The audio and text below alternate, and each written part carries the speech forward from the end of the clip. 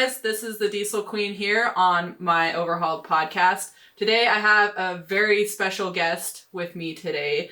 This girl I have known for a very long time. We originally met on social media. She has been a really big inspiration to me. She's also in the equipment side of the industry. I would like to introduce you to Myranda Carter. Miranda, how about you give us a little bit about your background? I know what your background is, but I want them to hear it from you. Okay, hi guys. So I've been mechanicking for 9 years now. I started working on semi-trucks and heavy equipment.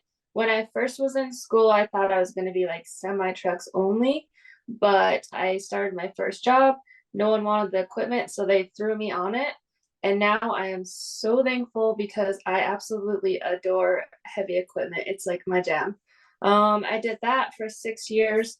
I worked at the ag dealer for 3 years, and now I'm currently at a cat dealer.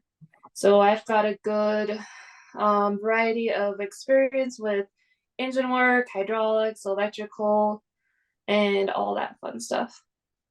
So tell us a little bit more about your schooling. What made you decide that, I'm going to go to school to be a diesel mechanic? Because I know you get asked this question all the fucking time, the same that I do. Oh my God, I got you in the industry. You're a pretty blonde girl. Oh my God. Explain to them a little bit how you got into this industry. Okay, so I was a waitress and had been waitressing for like 6 years out of high school. And I was just living my best life. I ended up pregnant, and my daughter's biological dad wasn't the best kind of guy. I knew he wasn't going to be there, wasn't going to be dependable or supportive. So I'm like, all right, I've got to do something. And the only thing that sounded fun to me was diesel mechanics. So I decided to go to school. I was inspired because my grandma was a diesel mechanic also, although she told me not to do it. I still did. I imagine it was really fucking shitty for her, like back in the day. I think times have definitely changed a lot, and it is what you make it and what work you put out. But yeah, so that really inspired me to go to school. Went to school, graduated, and here we are 9 years later with a 10-year-old and still turning wrenches. That story right there is part of the reason why I wanted you on here, because you were a single mom, trying to make it and trying to figure your shit out, and diesel mechanics and creating this career that you've made for yourself has made you a very successful person. And, 9 years is nothing to, take lightly in this industry. A lot of people, as you've seen, especially women, they make it maybe a year, maybe two, then, they move on to an office job or something like that. So the fact that you've been able to take it 9 years is pretty fucking awesome, that you're still turning wrenches. I mean, at this point, if you did, were you a service manager at one point? No, I had thought about taking a service manager job, but when I inquired about it and found out that this certain job, it would be straight desk work and no hands-on at all, I'm like, I'm not ready for that. I'm not ready to give up mechanicking. I mean, eventually, one day, possibly, but I'm still very hungry for it, and it drives me. I legitimately enjoy my days going to work, and it's cool as shit when you get to, listen to whatever you want to listen to, tear shit apart, put it back together, make it work. There's a lot of pride that comes with it, and I can't picture myself in an office job setting yet, but definitely one day maybe. And I think that's totally a chapter that maybe all mechanics get to eventually. Tyler tried to hire me like 3 years ago. And I was kind of at the same point where you were, where I'm like, dude, I ain't fucking done turning wrenches. I don't feel like I put my time into this. I don't feel like I'm ready. Like, you're right. It's a very rewarding job. It's one of the most rewarding jobs you can have, and it's fun. I mean, not every day. Some days you're like, why the fuck did I pick this career? But for the most part, it's fucking fun, right? It's like an adult daycare that you get to rip shit apart and then put it back together, and it's like big equipment that you can just play around on, right? I used to tell people all the time, one of my favorite part of my jobs is when I'm done, turning wrenches on something or fixing it, I get to go out to the dirt pile and dig giant holes with it. Like, that's fucking fun. But, you know, it's one of those things that if you truly have a passion for it, it's hard to get out of. And, you know, it's... So, with what you're doing right now, you said you've worked at, you know, on trucks. I know that you worked at it was a scrapyard, correct, when you first started? And so I didn't know it was a scrapyard until I got hired on, which is freaking funny. So it was the cleanest, nicest scrapyard you'll ever see in your life. That shop, hands down, is one of the nicest shops I've ever seen.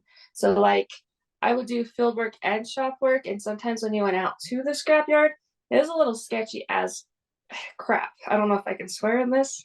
Oh yeah, go for it. Okay, perfect, because that's kind of my personality. But anyways, it would be really, really sketchy, and it's like, wow, like you see everything, you know what I mean? Mm-hmm. But it was also fun, and I loved it. And there's tons of equipment. There's industrial stuff. There's heavy equipment. There's light equipment. There's semi trucks. You really get a good foundation of everything there. So I'm really blessed that I started my career there. And yeah, I don't regret that at all. One of the things I wanted to talk to you about was because you have a really good background, right, with a non-dealership setting, and then you went into a dealership setting. I have only ever worked at a dealership. In the dealership's setting, you know, you have access to every kind of wiring diagram and theory of operation. You have all the resources you could possibly need at a dealership. So in a sense, sometimes I feel like I almost handicap myself a little bit. And this is the first time I've ever admitted this, by the way, because I never had that you gotta fucking figure it out without, you know, the wiring diagram, the proper wiring diagrams and the proper shit and the support of that. And, you know, I think there's something to kind of being, as you and I've discussed before, being thrown to the wolves into something. And, you know, dealerships do a really great job of training technicians, and they do a really great job of creating a technician that can work on their shit, right? But, you know, obviously mechanics, I've always told people that the big difference between a parts changer and a mechanic is understanding what you're looking at. You know, understanding how that component works, understanding how even wiring diagrams, understanding how they work, how to read that. And people think, oh, it's just a wiring diagram. You can just read words. No, you fucking can't. All right. Yeah, you try to hand a wiring diagram to a 1-year mechanic and watch them fucking go, for like an hour, right? We've all been there because we were there at one point in time where we're like, oh my God, there's so many symbols. Oh my God, what the fuck? But in a sense, I almost feel like sometimes, you know, I was handicapped a little bit, and I didn't do very much field work either. So, do you think that your experiences with the scrapyard kind of helped mold you into a better mechanic than, let's say, somebody like me that has worked only at a dealership? Do you think it's given you a little bit more resources than what I was given? So I would say yes for one thing only, and that's diagnostics. Yeah. I'm damn good at diagnosing equipment. That's my favorite thing, and that's just what I'm good at. I'm good at thinking outside the box because I didn't always have a computer to hook up with a code and follow through the steps that it tells you what to do. Because at the dealer, you've got everything. Like, it tells you what to do step to step most of the time, right? Yeah. But you still have to know like how to use shit and how to test things. So where I started, they were really good because I did have Cummins Insight and Cat ET and a lot of stuff we needed. We didn't always have all the electrical diagrams though. So that part was kind of just figured out, you know, follow the wires through, ohm out from one end to the other. You just dig in and hope you get lucky and find it, and you just learn little ways, you know, check all your fuses, relays first. However, going to a dealer, I don't know if I would have wanted to start like I did because I think it was harder. Because having Yeah. the support and the training and all the information you need, it helps you be successful. Because now, if I get something in my bay to work on and I don't have electrical diagrams or all the information, I don't want to touch it. Like, give me the shit I need to do my job. You know what I Yeah. mean? It's Yeah. just more efficient that way. And I think it's more logical. Well, it's a double-edged sword, kind of, right? Yeah. Being at, I guess we call them end users where I started, like a non-dealer, has really made me appreciate when I'm working on a customer's equipment to get it up as fast as I can, but also doing it the right way so I don't have comebacks, because I really realized how much money that's costing them in downtime and how it affects everyone down to the operator and that whole business. Like, Yep. they're making money and it's hurting them a lot when that piece of equipment's down. So I do have greater understanding and respect for that coming from a non-dealer place. And then my diagnostic skills, which I'm very thankful for. And I kind of think that's due to having to think outside of the box and not being only following like troubleshooting tree to a T type thing. Well, and you know what I learned pretty rapidly with the troubleshooting trees is sometimes it's more like guidelines.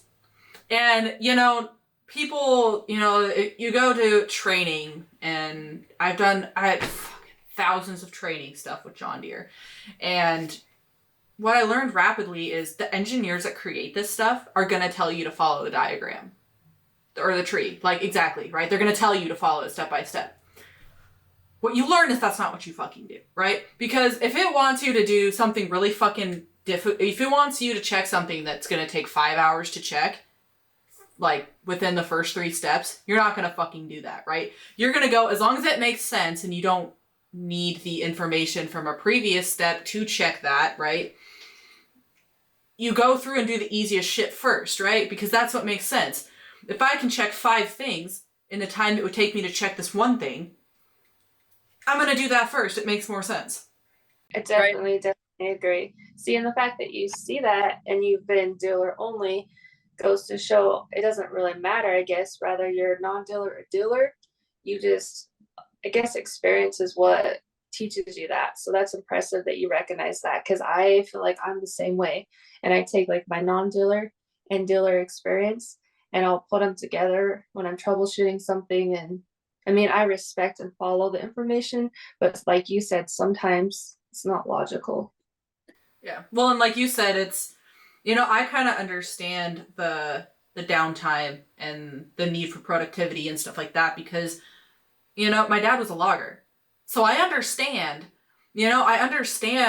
how much it affects operations to have a machine down. Although sometimes working in a shop, you can kind of lose sight of that a little bit, right? I think field mechanics don't as much because they're in it. They're talking to the customer. They're seeing these operations every day.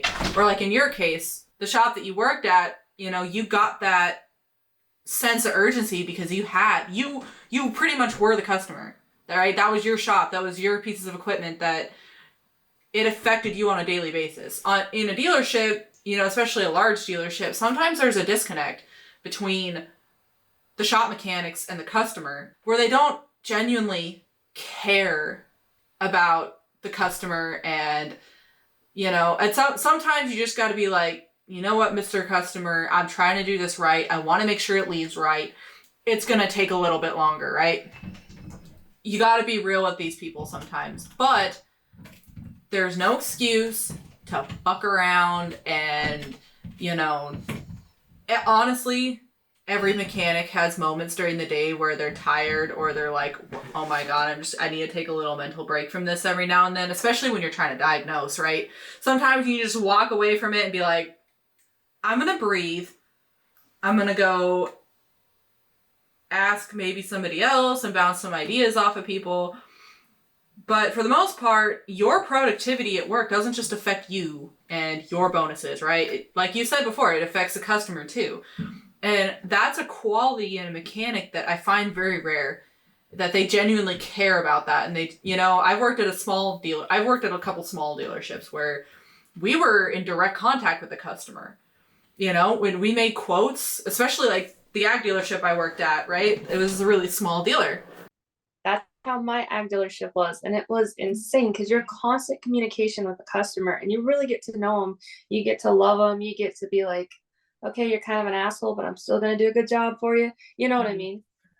And yeah, you're in direct communication and you really, really, really care. And you see the bigger picture, especially like ag. That's their livelihood a lot of the time. Well, that's even construction. Anything that's down is everyone's livelihood. Oh, yeah. And it's, I think there's some disconnect in some dealerships there with, the ag dealership I worked at. Yeah, we had a service manager that would talk to the customers. We did.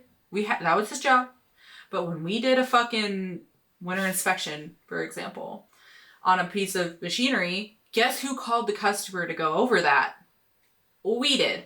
Because the service manager understood the value in that, right? These customers don't want to they don't want someone in an office that has no idea what they're talking about just read a checklist off to them and be like, hey, what do you approve? They want to talk to the mechanic. So if they have questions, be like, hey, what does this affect? Or why is this important? Or whatever, we can answer that. And the small construction dealership I worked at in Wyoming, that new shop that I worked at, I was kind of the boss man, secondhand man. And when he quit, I did run the shop for 3 months. And that whole time I had a very tight connection with a lot of these customers because I dealt with them every day. We were such a small shop that they knew the name of every mechanic there. They knew what mechanics they wanted to work on their stuff and the ones they did not. They would specifically, especially for field calls, they'd call and specifically ask for certain mechanics. They knew that I was the only shop mechanic, so but I didn't really have problems with customers for the most part. They liked me. But it's important to build that relationship with them because especially when you're in a small dealership, it is so fucking important to have a good relationship with them, right? Because you don't want them driving somewhere else. They are your livelihood in a sense. And when you take upon yourself a little bit of personal accountability for these customers, even though it's not your dealership, right? You don't own it. You're not pocketing necessarily the money that these customers are bringing in. You can kind of derive a fucks given for these customers. And like they've always said, if you take care of your employees take care of your customers. But I've always kind of had this personal vendetta to do, maybe vendetta's not the right word, but I've always had this personal drive to want to do good for the customer because that is my name and that's my reputation in their eyes. And you're kind of the same way. Very, very proud. Like it means everything to me. Like I don't want comebacks. I want to do the best job I can. I would rather take a little bit longer and do it perfect and like double check everything and have that customer happy than just hurry and turn crap out and have work that I don't want to put my name on. Like if I'm doing it, I'm doing it right the first time. And I've built, my last job, I built a really good reputation of customers that would call and they would request me. And that meant everything. They would call, they would ask, can I talk to Miranda or can I talk to the girl? Because obviously that's what we're always known as, you know what I mean? And they're like, I have a question about this. Why is it doing this? And it's just very rewarding to be trusted and asked for. And when you build up that reputation, no one's perfect, right? We all fuck up. Sometimes it doesn't matter how hard you try. You will have a comeback, right? And it happens. But if you build that reputation with your boss, your customers, the people around you, when you do have a fuck up, they have faith that you did everything you could to not do that, right? Or, if they call you and they're like, hey, this is going on, and you're like, dude, I don't know, right? I need to look at this. I don't fucking know. They're going to trust that you're telling the truth. They're going to trust that. They're not going to feel like I've watched a lot of people and a lot of mechanics and a lot of bosses kind of take the approach of like, we don't help people on the phone. And, I can understand that to an extent, right? You don't want to give too much work away for free. But what I did learn is there's a big benefit to helping people on the phone, because when they can't figure it out, or they break something, or they do something, or they get into something that's way over their head, guess who they're going to fucking call? They're going to call the person that took their time out of their day to help them. And that builds a really good, we had one customer at the small construction shop I worked at in Wyoming that he fixed a lot of his own shit. He would literally just pay us to go down there and help him diagnose it. But that made him happy, right? Because he was some old guy, right, that ran his own little operation, and we probably would have lost him as a customer if we weren't willing. So it was worth it, right? It was worth having that relationship with him to where, like, yeah, we might not be getting paid for all of the repair labor, but he's buying his parts from us and he's paying us the labor to help him diagnose it. Exactly. And we're building a relationship and trust. So that's very important. Yeah. I think it makes me so sad that there's a disconnect with that with a lot of mechanics. And so how big is a cat dealership that you work at? How many mechanics do you have in that shop? So we have probably 10 to 11 mechanics, I think, right now. And then like 7 field techs. They need more field techs, but I think everyone's looking for people right now. And it's a really nice big shop, and they really put safety number one, which I love. I might be a geek that way, but safety is also your life. You know what I mean? Yeah. And once you've worked at a dealership or a place that doesn't take safety seriously, it's scary. Like my very first job had a great safety program, and my current job has a really great safety program too. And so that's a perk to me. So with having that many mechanics in a shop, do you notice a little bit more of a disconnect between those mechanics and the customers because it's such a big shop? Or okay, that's kind of what I was looking for. Yep. Definitely different than my previous job. My previous job, I'd call all the customers with any questions. I'd answer calls. I would call them to let them know I was coming out to their place to fix their tractor or excavator or whatever.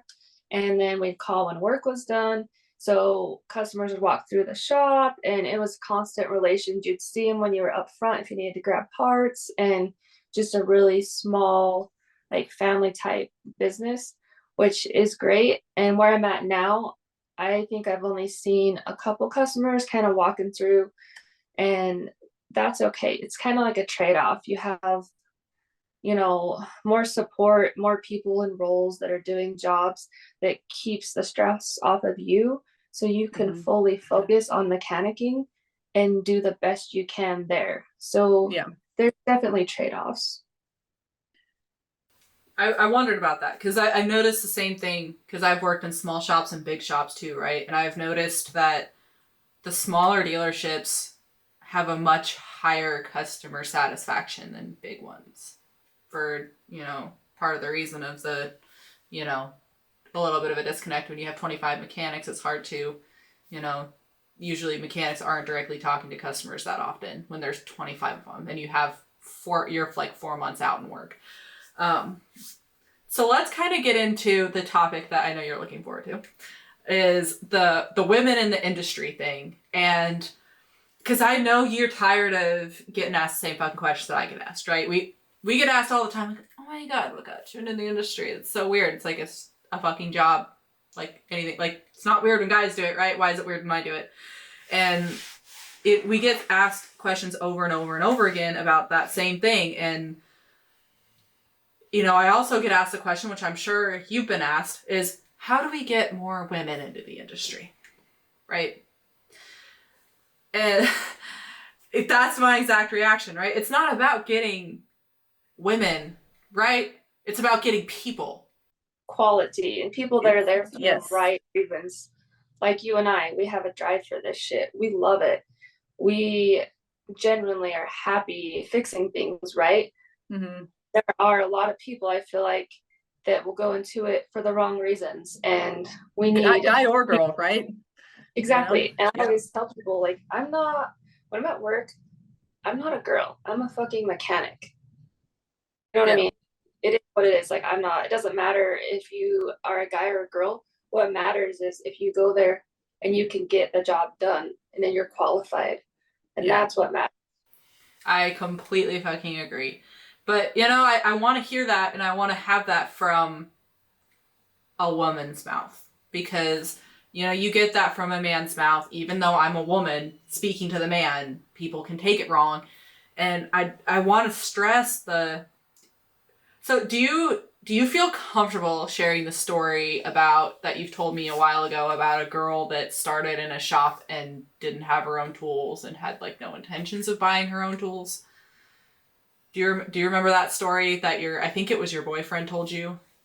It was like back when he was in Salt Lake, but there was a girl, I think she was an apprentice, and she didn't want to buy tools, and she legitly was there. Cool, like good for you. Like I'm proud you made it. You're trying this, but then it turns out she's like wanting the guys to do everything for her and just like trying to ride on the coattails of another mechanic, isn't willing to pull her own weight, didn't want to buy tools, and was just kind of there being a little flirty. And I'm like, you're at work. Like, you're not here to pick up a man. You're here to fix shit. You know what I mean?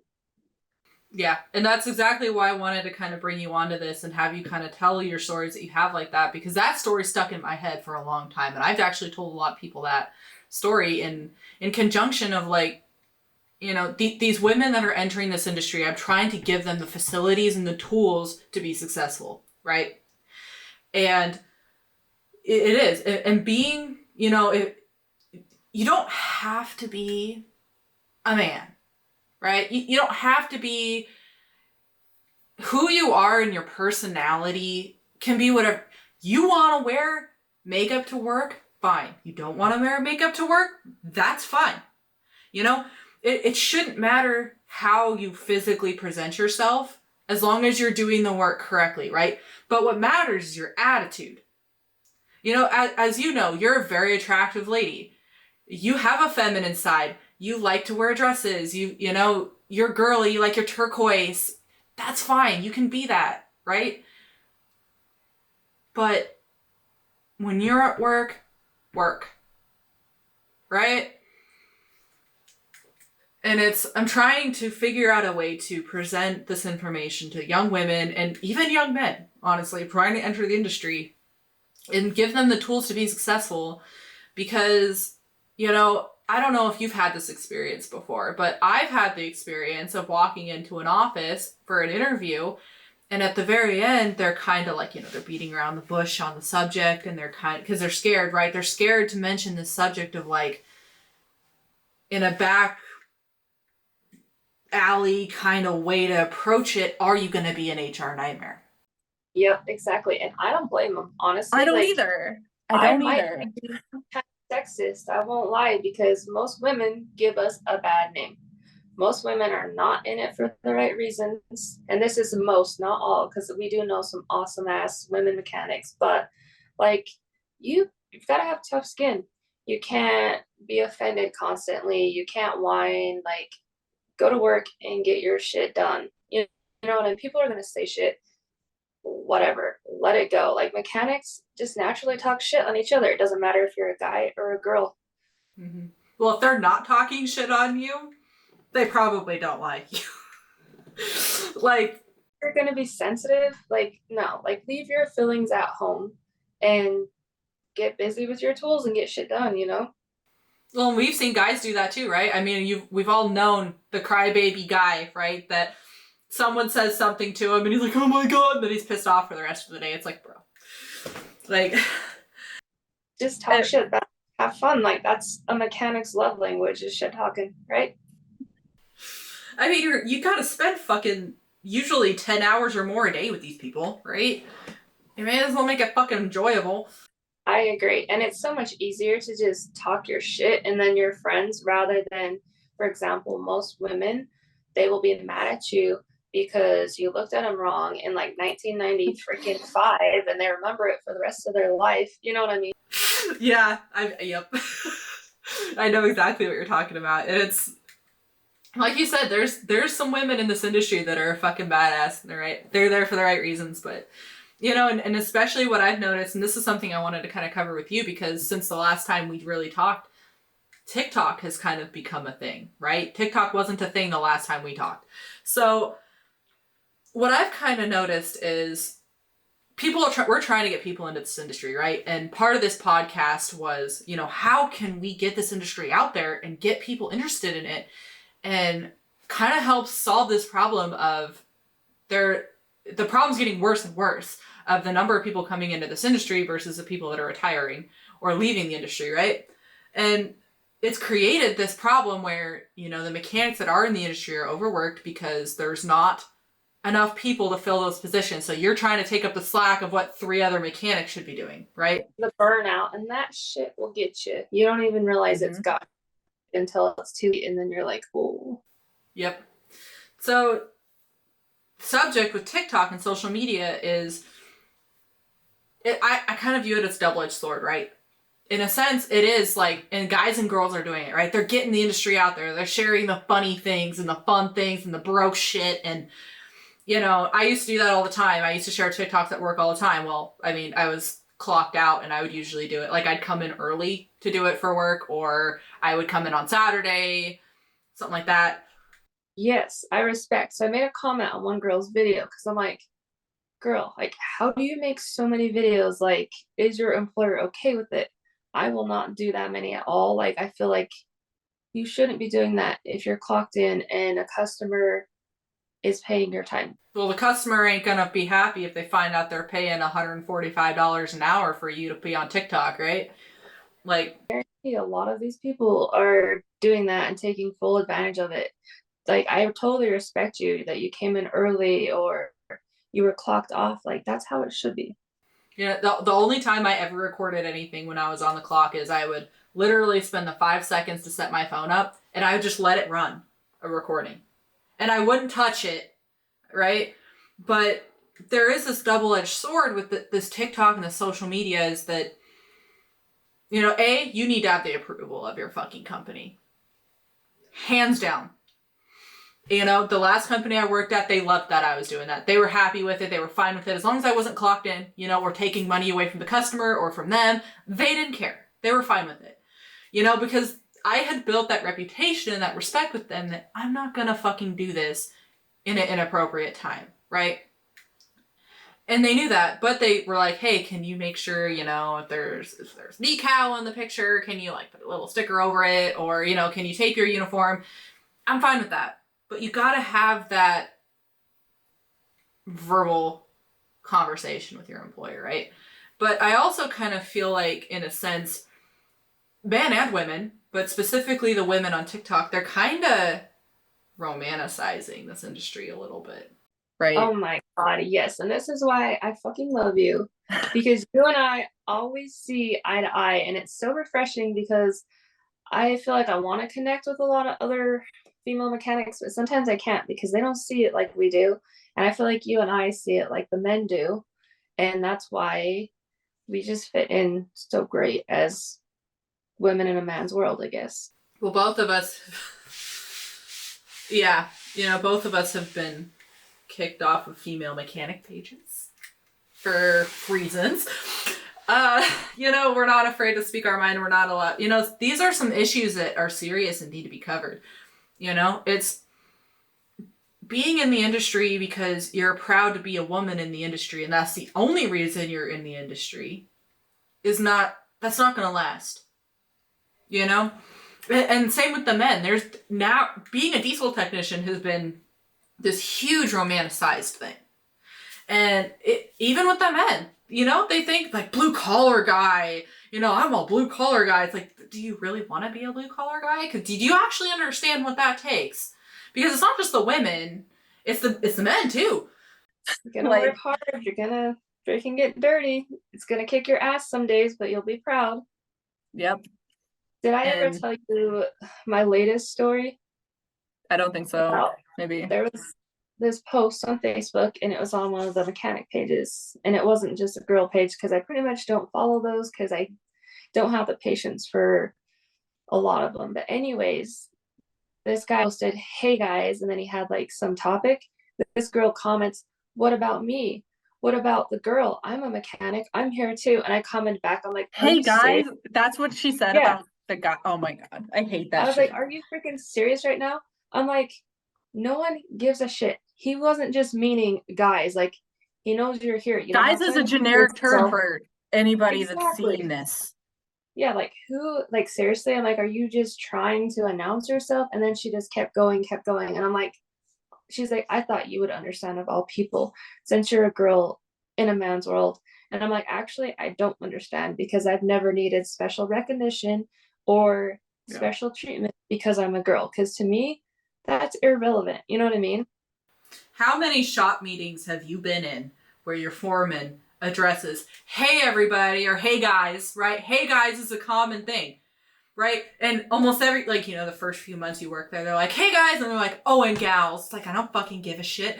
Hey guys I don't see that as a problem. Now, if you're like, hey men in here, not including the woman, you fucking suck. Now, if you do something like that, I'm gonna fucking have a problem. But I've never actually run into that, and that's the other thing I kind of want to talk to you about is, for the attempt of trying to attract women that are good to be in this industry. They've got questions and they've got issues with, like, what's the men like? What is, they've been told their whole life, especially with the common beliefs of popular culture right now, that men are this big evil thing. And it's got to be hard to work with them, and it's got to be difficult, and there's got to be problems, and there's got to be some oppression and, sexism. And, I think we can both agree that there's very rare occasions that this happens. Most of the time, the sexism that is happening, that is common, is in a positive manner where you're getting special treatment, not getting shit on, right? And I want them to hear this from, other women, that the men in this industry are not these big, scary monsters that are out to get you, right? You can coexist with these people. They become your friends. They, you know what I mean? They're awesome. Like, they're easy to get along with. If you keep your head down, do your work, let your work speak for itself, they will respect you, and you're one of the guys, and that's a good feeling. Well, and that's a key to anybody that's being a mechanic, right? If you work in enough shops, you'll see this pattern where there's always a couple people, maybe one, maybe two mechanics in that shop that are not respected at all. And it's not because they're young, it's not because they're this or they're that, it's because their work speaks for itself, right? And it's not a good thing. And, I've told people a million times, you want to be successful in this industry, there's two things you need to do. Show up and try hard. That is it. That is all you have to do.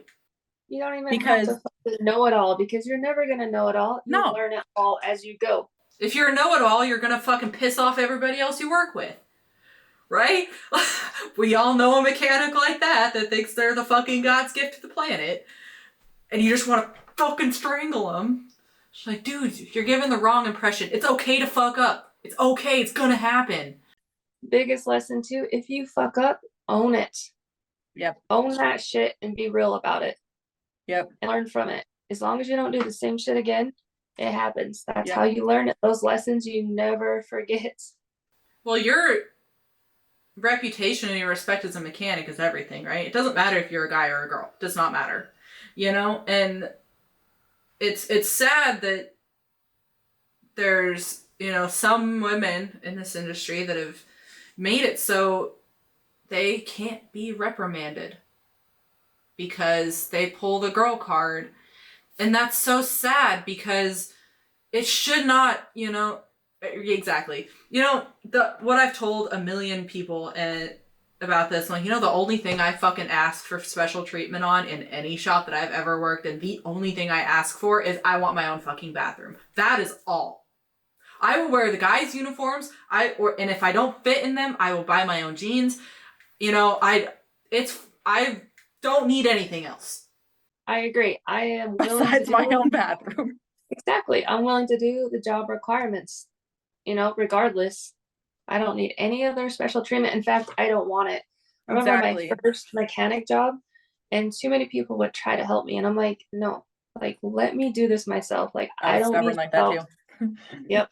And I finally had to just kind of get, I guess, a little salty with them. Like, no, get the fuck away. Let me do it.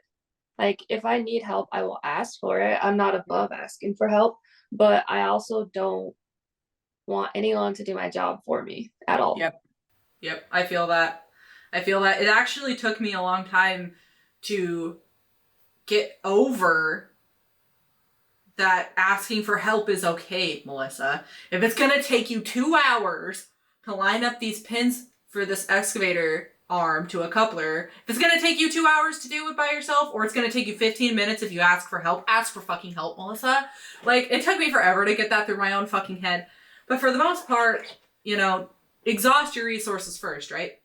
That's what I've always been told, and that's what I've always preached, is exhaust your resources first. Yep, and try. Give it a legit effort. I knew this kid that, he was one of those kids that thought he was God's gift to the fucking planet, and he loved to, if something got even remotely a little bit hard, he would go around the shop and ask people for their opinions or their help. And he wouldn't just, we all have a go-to guy, right, that we trust with their opinions. We have a couple of those, right, where we trust their opinions, and that's who we go to, and that's whose opinion we weigh heavily on, right, when we need it. Everybody has that in a shop, and sometimes it's you for other people.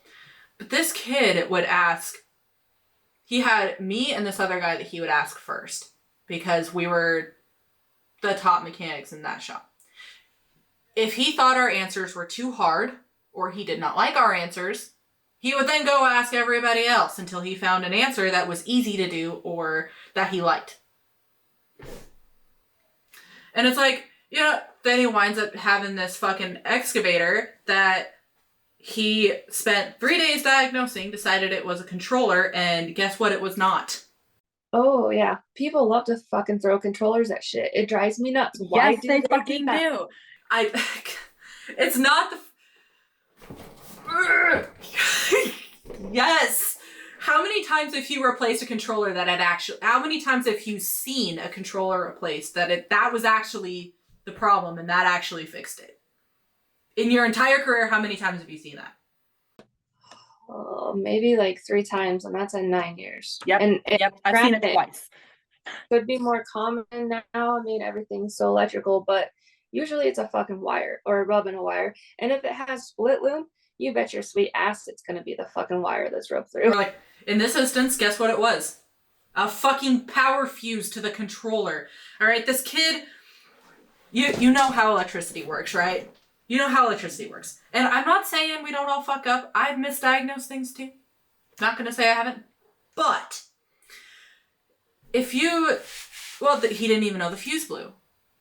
This kid was diagnosing this and taking the easy advice from another mechanic that was not a very well-respected mechanic in the shop for reasons I'm not going to get into right now. And they're like, oh, you need to test the power coming out of the controller because obviously it's not sending signals. Right idea, wrong sequence to do that in, right? And I understand, okay, let's check the power coming out of the controller. No power coming out of the controller. My first thought would be, okay, I need to make sure this controller is even getting power in the first place, right? Because if it's not getting power, it's not going to be able to send power. He completely skipped that fucking idea. Completely fucking blew that off. I'm like, oh, it's a controller, and just replaced it. Guess what? It was a fucking power fuse for that controller. And it's, I can't tell you how many times I've told people that, it's the one time I can specifically remember a controller fixing it. I know there was a couple times, but this is the one time I can specifically remember. Is I was doing a long block. Other big difference, long blocks and short blocks are not fucking engine rebuilds, but it just drives me crazy. I did an engine rebuild. No, the fuck you didn't. You bolted parts off, you took parts off the other engine and put it on that engine. It's not a rebuild. Anyways, doing a long block in this tractor, and I don't remember what model it was, but long story short, the new engine had injectors in it that had a different resistance than the original engine. And the only solution to that was to replace the controller, because the controller did not know how to read the resistances, the new updated resistances in those injectors, which if I would have taken the time to look through all the DTAC stuff, I would have fucking figured that out before. But, you know, I kept having problems. I'm like, why are these, because you know how it is when you have any kind of, even with long blocks, right, that have come with injectors, you have to calibrate those injectors to the controller if they're electronic injectors, right? So I'm sitting there trying to calibrate it and it's not doing it. I'm like, what the fuck? Why is this not working? And then it's throwing codes for injector resistances. I'm like, bro, these are all brand new fucking injectors. What the fuck? So I go into DTAC and lo and behold, the only solution to this, because those are updated part numbers. You can't just go back and get the old part numbers for the old injectors. And at that point, you know how expensive electronic injectors can be. It's like just as expensive. So we replaced the controller. That fixed it. That's like the one time that I can go into my head and clearly know that for sure fixed that machine. The controller didn't even fail. It just wasn't talking. It wasn't even a failed controller. So yeah, that's where, you know, experience that the same guy that told this kid that it was a controller was also the guy that I watched replace every controller and wiring harness on a backhoe, and then he's like, I fixed it. I'm like, yeah, obviously, because you replaced the entire fucking electrical system. So yeah, that's gonna fix it. I've known a guy like that too. It's like, seriously, parts canon, like, no. Of course you change every fucking component, you're gonna get it, but you're also freaking not respecting the customer or your company or being a freaking true mechanic. So speaking of ag, do you remember your first tractor split?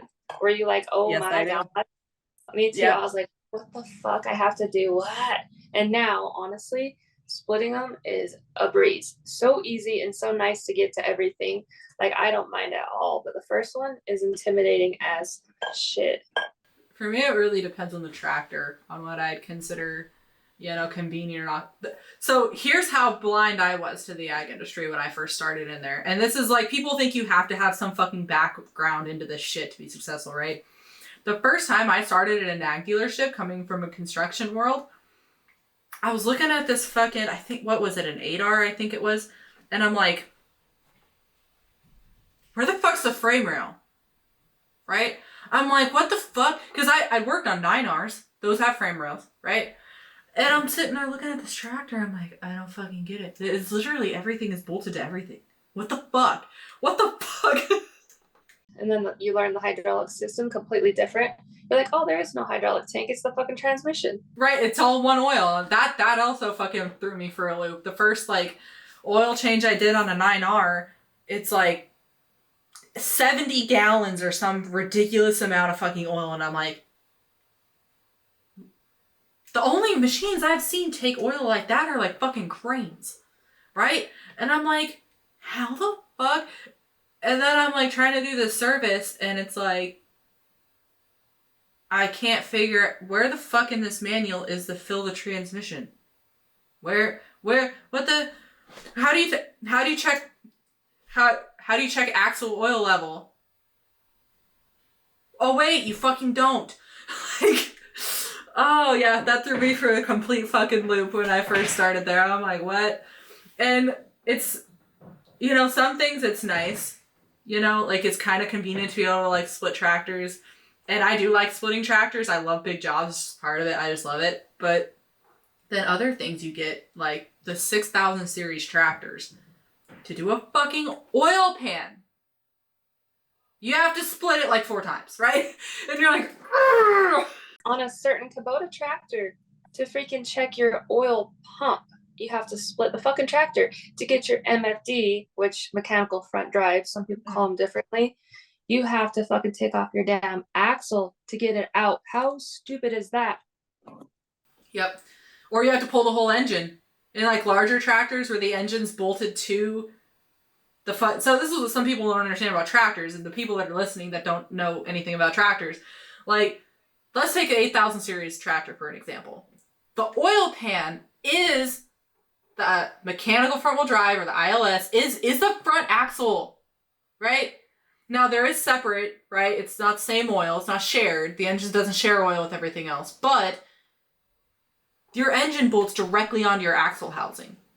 And then your axle housing, which is this giant, it's not just a normal axle, right, that we're used to, it's this giant fucking housing, because it's the entire front of the tractor as well, is bolted directly to your transmission, which is bolted directly to this, like, spacer housing, and then it's bolted directly to your pump drive housing, and then it's bolted directly to your rear differential. That's like all one piece, with, like, bolts this big. I think heavy equipment, so much more my thing.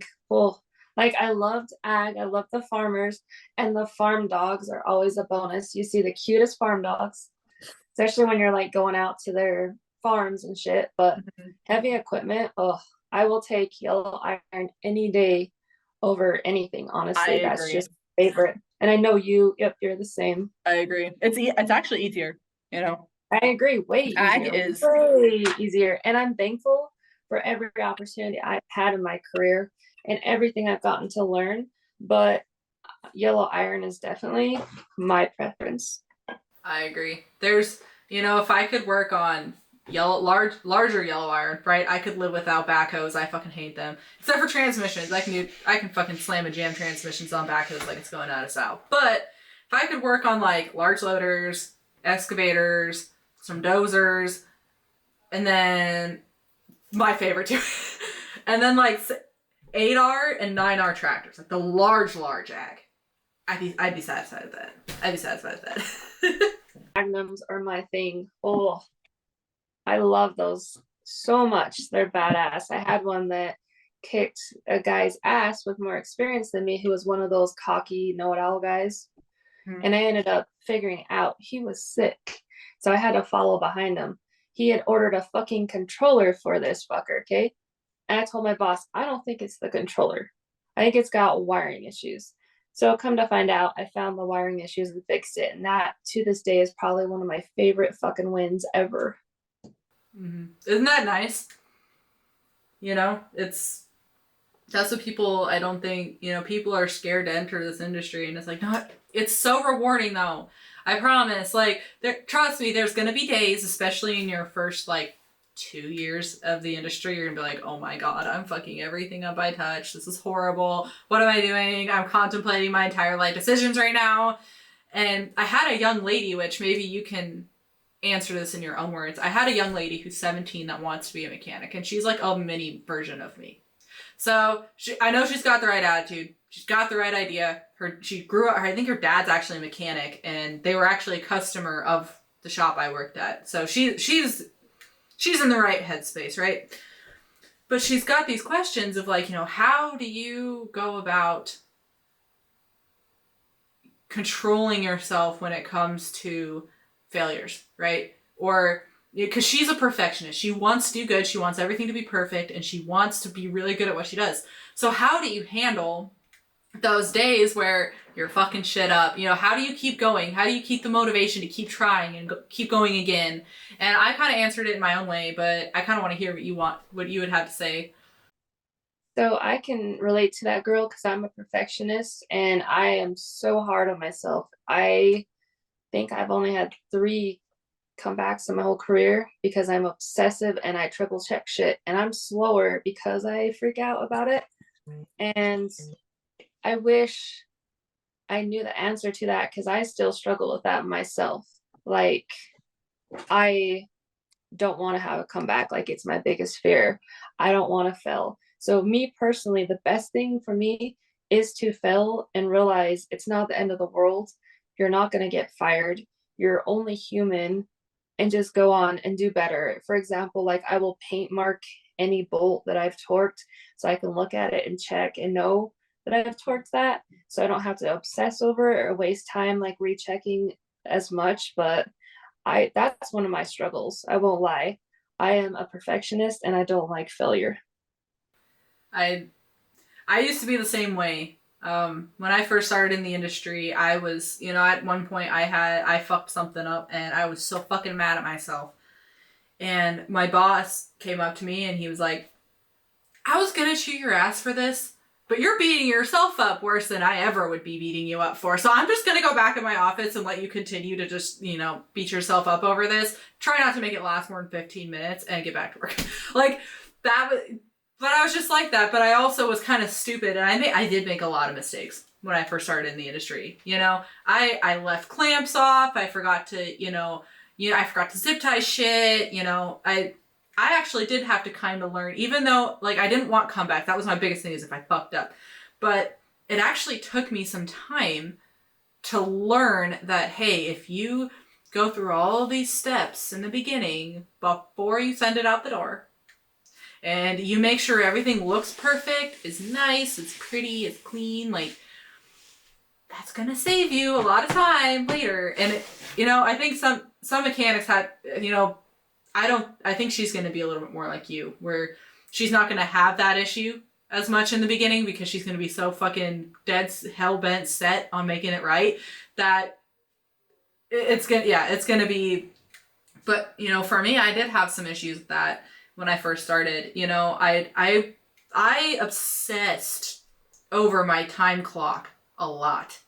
See, and I was obsessing over like messing up. So if you could take you and I like, or like at the start and meet in the middle, that would have been perfect.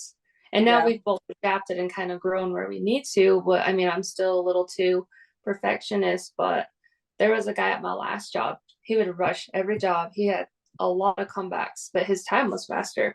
And we would always joke we needed to take him and I, mix us together, and it would be the perfect mechanic. But in the long run, the bosses and the customers would always, always rather pay a little bit more time than pay for that time twice. It took me a little bit to finally, because I put myself under a lot of stress when I started in this industry, because not only did I want to be fast, I did actually want to do good. I really wanted to get those numbers. I wanted to do good. I wanted to get those numbers. And it took me some time to get over that. And I finally, what really had a turning point in my career and made me the mechanic that I ended up being, was knocking that off, right? As long as you are working on it actively, you're not fucking around, as long as you are actively working on it and actively trying, it takes the time it takes. I agree. And maybe because you started at the dealer, that was one drawback for you, because I wasn't introduced to flat rates and times and excess and efficiency and that shit until I started at the dealer. And then that's when I was like, oh shit. But with experience and being thorough comes speed. So I can't imagine being a brand new tech and having flat rates thrown on you. Like, that would be stressful. I mean, I've never worked in a shop that was actually flat rate, but obviously your proficiency and efficiency numbers for your bonus are graded for, and I was so determined to be fast and good, and I wanted to be fast and good at the same time. And I learned rapidly that when you're a new mechanic, there is no such thing as fast and good. There is fast or there is good. And eventually I chose good over being fast. But it took me some time, and everybody has struggles their first few years. Everybody does. It takes a long time to learn how to go about your day and go about jobs and go about problems in a manner that is effective and efficient at the same time. So, and there's old mechanics that don't even get that still. There's old mechanics, like you said, there's old mechanics that are still out there fucking trying to slam and jam shit, and then they have comebacks all the time, and then they wonder why they have comebacks all the time. Right. And then they get complacent and they don't give a fuck. And that gets us all, like, you have to fight complacency. That's a big thing. It's a safety issue. It's a efficiency issue. there's a lot of mental to being a mechanic. There's a whole shitload of it. Mm-hmm. Well, and I had another person on this podcast bring up an interesting concept that you know you can have in a shop. You can have one person in that shop that is just shitty all the time, and and it has the potential to bring down the entire shop. True. One change of mechanics, like to your group and your flow, if you get a bad apple, that whole fucking shop will go to shit fast. Mm-hmm. Especially if they're in some part of a leadership position in a sense. You can have, let's say, just a lead tech. Let's not even go into like foreman or manager or whatever. Let's just say a lead tech position, or a position. If you don't have lead techs, it's a higher experienced mechanic that people genuinely go to for help or look up to, right? Let's say this guy is the best mechanic in the world.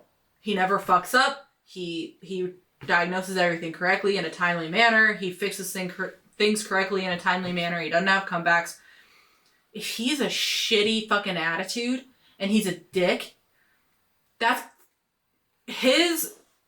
the money he makes is going to be counteracted by the fact that the rest of the shop's fucking pissed off and doesn't want to work very hard, Yep. And I didn't realize this. I feel like I try really hard to be positive all the time. But after leaving my last job, my boss thanked me for being positive, and he said they're going to miss my personality that I brought to the shop, and the positive attitude was refreshing. And my first job, the CEO of the company, he said, I love your positive attitude. That's going to get you far. And it did. Like, I started at a low rate and I got like a $4 an hour raise bumped up at that job in one setting after like a few years. I was like, wow, thank you. You know what I mean? Mm-hmm. But he's like, you can train almost anyone to be a mechanic to a point, but you can't teach work ethic, positivity, yep, those morals, things like that. Well, I told my old boss about, I had him on the podcast before you a week ago or so, and we were talking about the positivity in a shop, and I told him, like, when I worked at the shop in Cheyenne, the construction shop, when I was leading that shop, I needed help because I could not run that office and do all of the shop work at the same time. I tried it, failed it, right? It wasn't even realistic. I don't know why I thought I could do it in the first place. I was still turning wrenches and doing work, but I couldn't take on big projects. That was just not realistic. It was stupid. It was not going to help me or the customer out. So we would send, other shops would send people down to help us.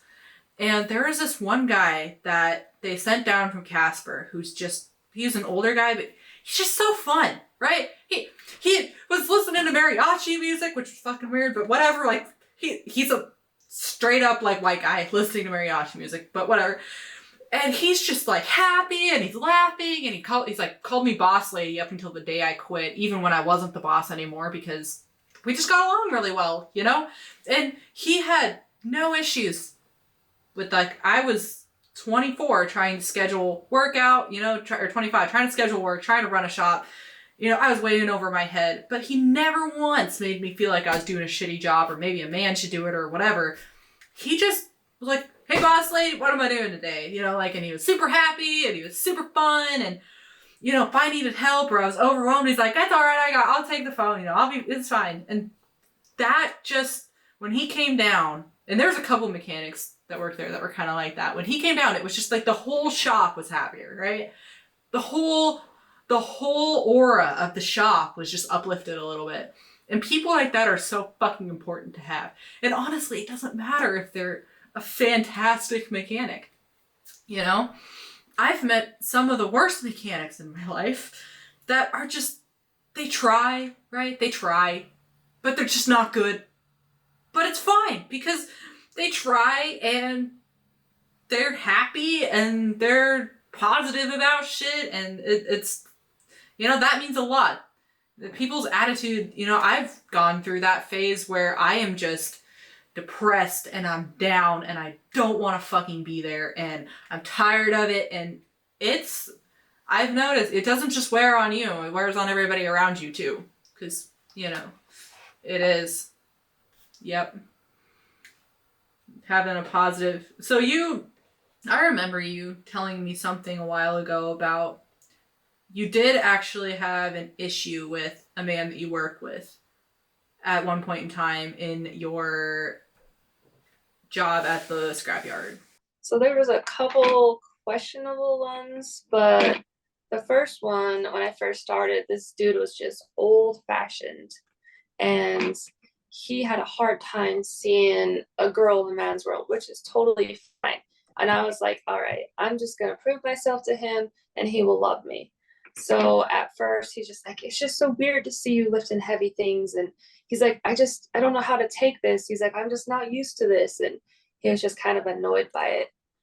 Well, a year or two later, he would come ask me for help on things. He was a brake and suspension guy only. So if he ever did engine work or hydraulics or electrical, after treatment, whatever, he would come ask me for help. So I earned his respect by just keeping my head down, doing my work, letting it speak for itself. And in fact, I went out and saw my old place of employment like 2 weeks ago. I walk in, he gives me a hug. How are you? It's so good to see you. So, you can change people's minds if you prove to them and earn their respect. It's just, you've got to work for it. Is that the one you were thinking of? I thought you had one that was like kind of asking you out all the time and was putting you in kind of a uncomfortable situation.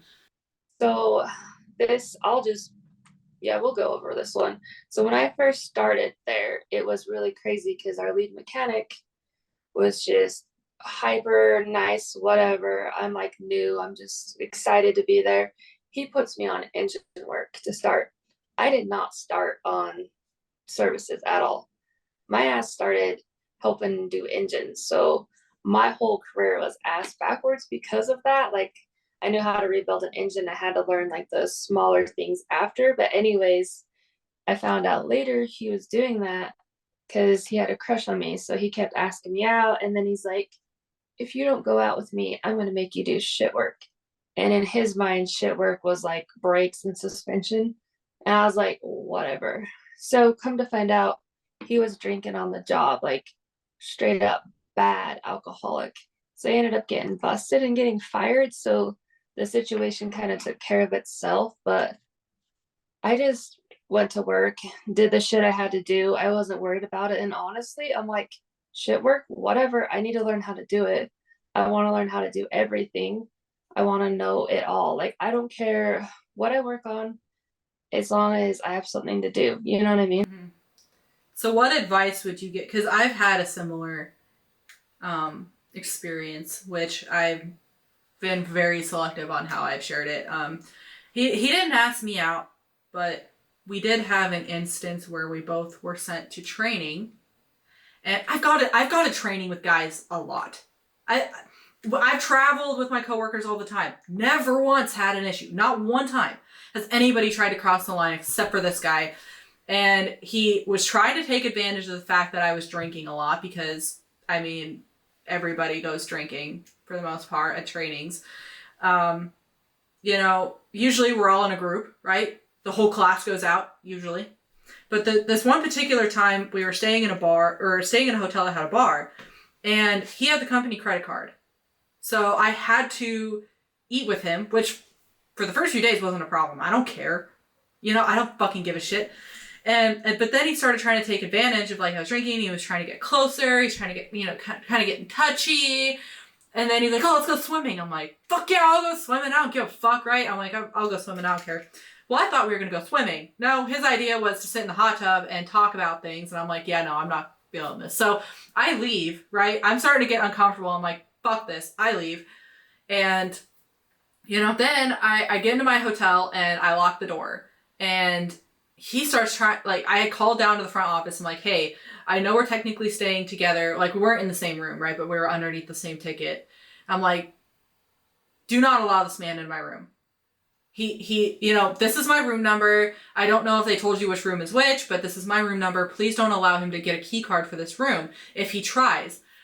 Well, lo and behold, the girl's like, absolutely, like, he won't get access to this. Absolutely not. And so, lo and behold, he's like, I can hear him fumbling with my door. I can hear him fumbling with it, right? And he's drunk off his fucking ass. Apparently he couldn't handle his alcohol near as well as I could.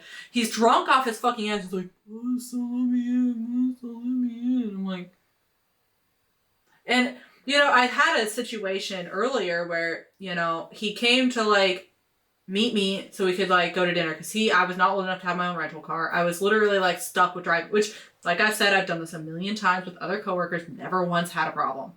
Not once. This was also the same guy that showed up to work drunk all the time and had a bunch of issues with that and had a bunch of personal issues in his life, okay?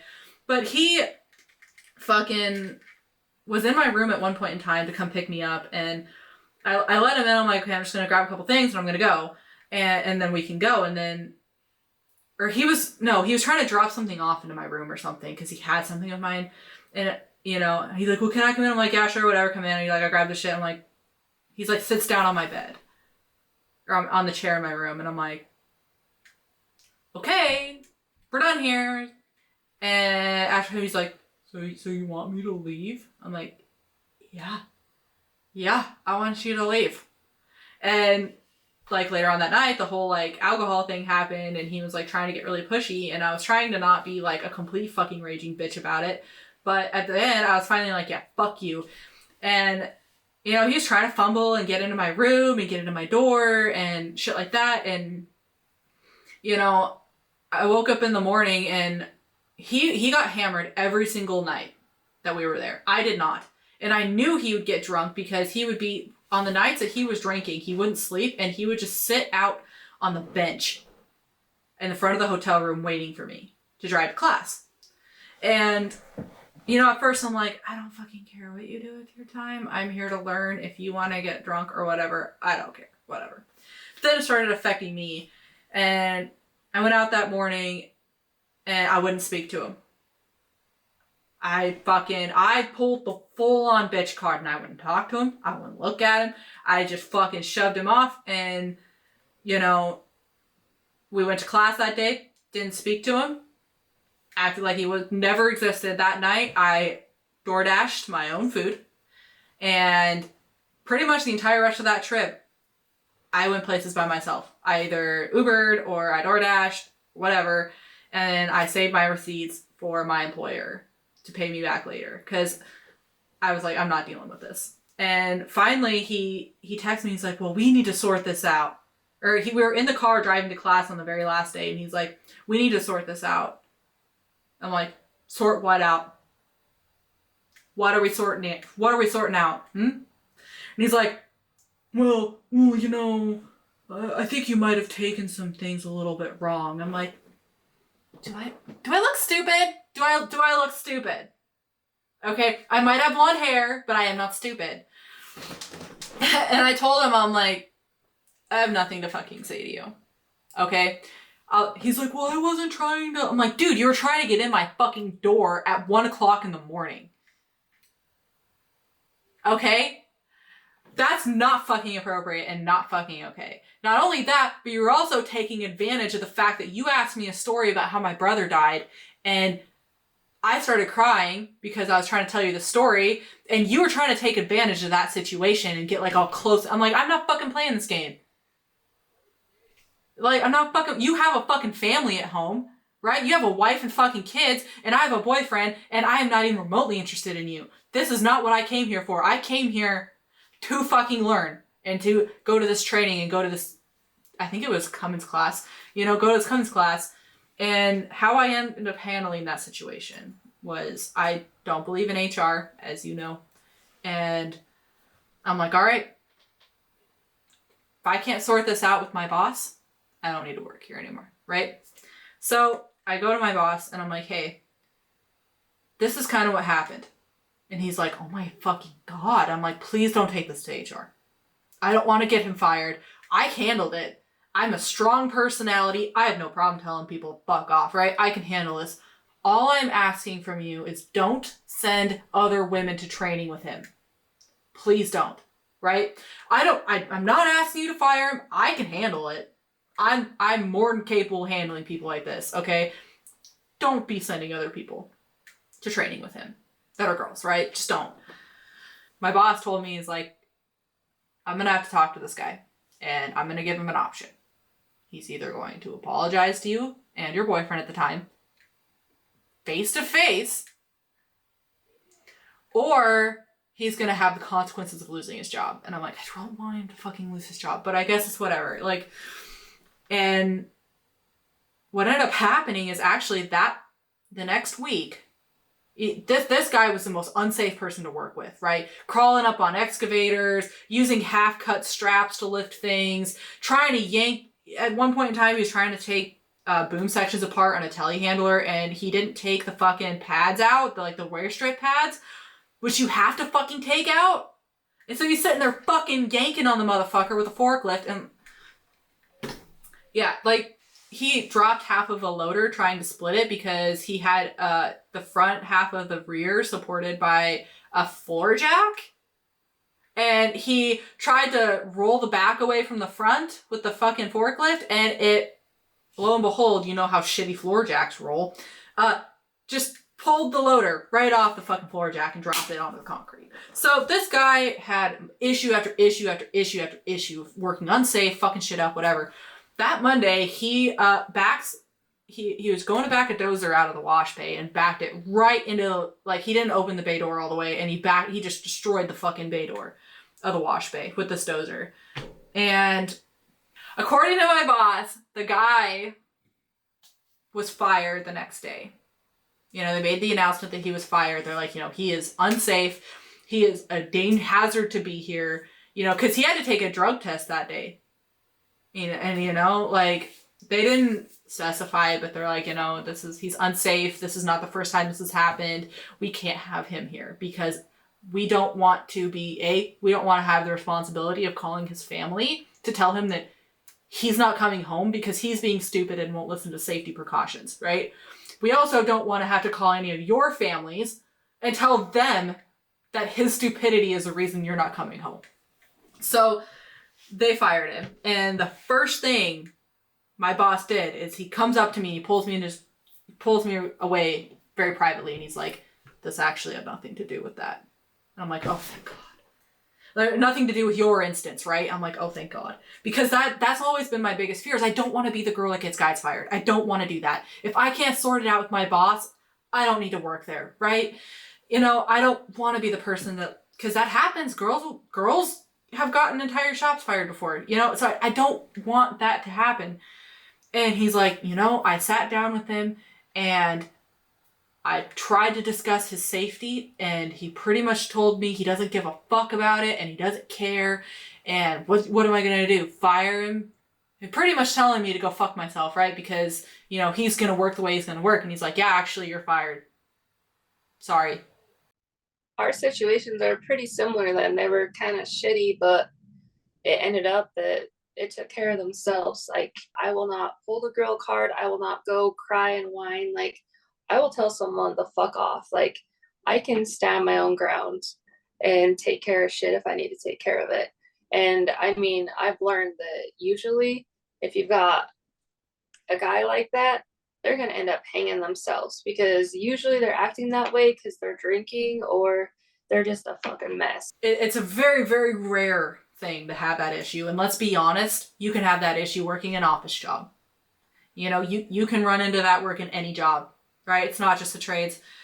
And for the most part, the guys you work with in a shop are pretty fucking protective of, like, you know, I worked in a shop where I had truck drivers that were hitting on me all the time or whatever. And I had my boss at the time, you know, he would tell people straight the fuck right off, you know, but he had my back, you know, he knew, he's like, if I let Melissa handle this, there's a lot of cuss words that are going to be thrown. He's like, so I'm going to go handle this because she's going to blow her fucking gasket. So he would be like, you know what, if you don't want to, you know, have the wrath of Melissa, you might want to shut the fuck up. Okay. But like, honestly, as far as people I've worked with, I've never really had that issue. Cause you know, as we've talked about, you prove yourself, right? But so I'm trying to, what I'm trying to get out of us, I guess, is like, on the occasion that a young lady experiences this type of thing, what is your advice? What path do you think she should take if she's experiencing this, like situations like what we had, what does she go about doing besides just, being like, fuck off? Because for the most part, you and I both know that fuck off usually works pretty good. But in the instance of the guy's being persistent, how would you advise her to handle the situation? So if you can't get a resolution by telling them to fuck off, then I mean you might have to go talk to your boss or your supervisor, and usually that would take care of it. But getting HR involved, I don't think is always necessary because that just turns it into a big shit show. And I feel like you can resolve a lot of things within the shop. Well, and if you can't, it's probably not the right place to work, right? Because if you get HR involved and shit goes down, that's going to create a really, really bad environment in that shop. Not saying you shouldn't stand up for yourself. You absolutely should. But there's like you said, almost, if it can't be solved within the shop community, it probably is not going to, taking the HR path is probably not going to be the right choice. I've always had the mindset is that, if I can't solve it within the community of the shop, including my immediate supervisor, I don't need to work there. It's not the place for me. And, if women right now are having, if there's a woman out there right now that's having some issues with not actual sexism, actual, sexual advances towards her, not just the normal shit talk that they're doing to everybody, right? Actual problems here that are affecting her. And this is, she's tried to confront these people and tell them to fuck off, tell her to leave them alone, it's not happening.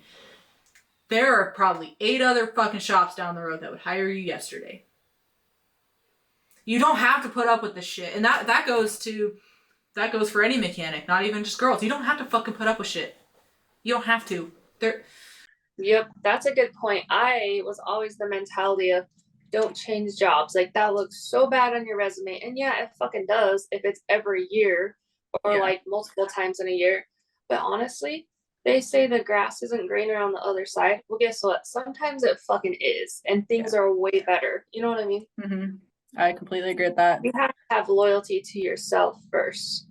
And then get back to your, job, do a good job. And it's just important to know your worth. And jobs can be toxic too. People talk about toxic family members and whatever, but that's kind of like way off topic of what this podcast is even supposed to be about, but it's fine. So what's your advice to employers that are trying to entice people into this industry? Because you kind of came from, you didn't start in high school, you didn't have this, passion for it, early on. You started, how old were you when you started in this industry? 24, because I was waitressing for like 6 years out of high school. Mm-hmm. And then when I ended up being pregnant, I'm like, oh shit, gotta do something. So that's when I started my career. So how do we convince, because it's not just high school kids we need, right? There is an entire group of people that are the age that you were when you started, anywhere between 20 and 26 that are either college dropouts, didn't finish college, don't have the money for college, but they don't see the trades as an option. So how do you go about that? Money talks, and I won't lie, this trade will take care of you. You can support yourself, your kids, family.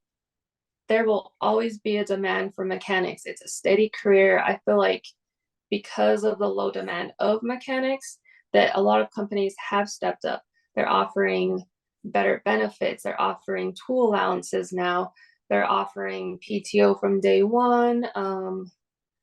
The pay has went up a lot recently because of the shortage of mechanics, which is awesome. It's definitely a rewarding career. You're going to work for your money, and at the end of the day, you can go home proud knowing that you earned your money. Like dirty hands, clean money, right? Yep. Yeah, I love that saying. Or make hands tough again. It's not another slogan I love. But it's, people have this, especially a little bit of the older generation, TikTok and Instagram has done sort of a good job and has sort of helped with showing people that this industry is not some low life shit ass job that, you know, only people that are failing at life do, right? It's done a pretty good job of, like, maybe a little over the top, but it's done a decent job of getting that idea out of people's heads. But there's still an entire generation that is, you know, I'm kind of the beginning of that, up into, you know, even my parents. And that entire generation, or 2 generations in between my age and my parents' age, were raised on college is the only answer. College is the only answer. You know, if you don't go to college, you don't get a 4-year degree, you don't do this, you don't do that, you're not going to be successful. Going into the trades is not a success. That's a failure. That's something people do. It's this dirty, nasty shit job that only people that fail at life fucking do. So how do we get that idea out of people's heads and be like, you know, yeah, you're going to get dirty, right? You know, you're going to work long hours, but this is not just a shit job. This is a career. And like you said, it takes care of you. It pays for houses. It pays for cars. It pays really well. This is a great fucking career to be in. This is not just a shit job.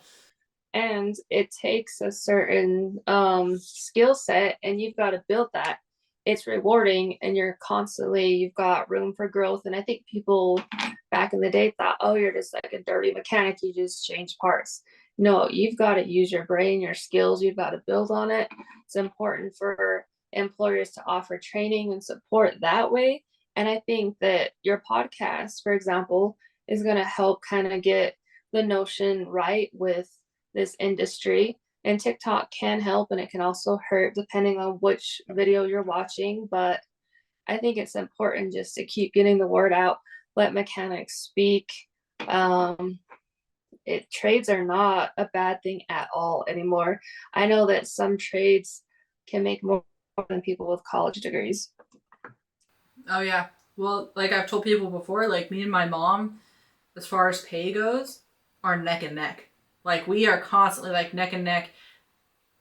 My mom is over 60 and has worked for the state of either Colorado or Wyoming for a really long time. And she's got like 6 degrees. You know? And so do I think that college and the degrees and things like that have their place? Yes. They do have their place in the world. But you don't have to have a background in this industry to start in this industry. You don't have to, you know, everybody's like, oh, how'd you start everybody's so fascinated by how I ended up here. And it's like, actually, out of a lot of the people that are into this industry, I make fucking sense. Because I grew up with it. My dad was a logger, for fuck's sake. Like, I grew up around it. It makes sense that I'm in this industry. It makes sense. What really gets my brain working and gets me interested is people that didn't grow up around it. And aren't, like, I talked to one kid that is just starting trade school out of high school or an apprenticeship thing, and he has literally no background at all. He lives in California, no background at all. His parents, like, not even into diesel trucks background. He just saw an opportunity in high school to start taking college classes on diesel mechanics and just tried it and loved it, and here he is being an apprentice and doing it. Like, that's fucking awesome. So originally, right after high school, I wanted to do mechanics too. I wanted to go to Wildtech. My parents would not co-sign for me. They thought I was nuts because I'd always been super girly. I did ballet, did beauty pageants, all that shit. And they're like, no, that's a lot of money. Like, I'm not going to co-sign for you. Why don't you be like a dental assistant or some shit like that? And I was like, whatever. So then I just kept waitressing, you know, until I had that when I got pregnant, and my child pushed me to making the right choice to have a better future for us. Well, and that's another reason why I wanted you on here, is to show that, like, you know, people have this ideal of, like, you know, the woman's the mother, right? She's got a, you know, people have this ideal that, you know, the woman has a lot more responsibility. You know, a job like the trades is not necessarily ideal for a mother. You know, people have this kind of stereotype, and that's another reason why I wanted to bring you on here is you are a very successful mechanic, but you are also a mother that was a single mother for a very long time, and you made it work. You did it. You made it work. And you've been successful at that, and your daughter's fucking cute as hell. And, you know, you got a little mini you, which is adorable. And I wanted to show people that it's possible. As a woman, it is possible to still be a family mom and still be a mom and be in this industry. You know, it's not just for the single women or whatever. You can have a family and be in this industry too. Yeah, it's been a great thing, and it's never ever held me back. If anything, it motivates me more because I know I've got to feed that mouth, and that's my responsibility. So when I'm at work, I'm like, I've got to get this shit, and it drives me and drives me and drives me, and it's definitely a motivating factor, as if anyone with kids, you know what I mean, and their jobs. But it's definitely doable. So if people want to connect with you or find you on social media, how would they go about that? So my Instagram is Miss Diesel 88. So MISS.diesel88. And that's probably the best one because I don't always accept everyone on other platforms. It just depends. Do you have a LinkedIn? I do. My LinkedIn would be a good one, and that's under Myranda Carter. Miranda with a Y. I'm going to share like actual clips in here too, like actual tags in here too. But that was something I was asked to, you know, make sure I get that like verbal too, so it can help with people, make sure they can connect with you. But I think this has been a fucking awesome episode, and I might have you on again. You know, you and I have a lot to cover. We have a lot to talk about. We have a lot of same ideals, and I knew this was going to be fucking awesome. So, but I'm going to wrap this up today, and we've already been on for an hour and a half that they got to cut down a little bit. So, thank you so much for being on here and being open with being able to talk about things and share your experiences. And I think it's really important. You know, you are the only female I have on this episode or this season so far that has more experience than I do.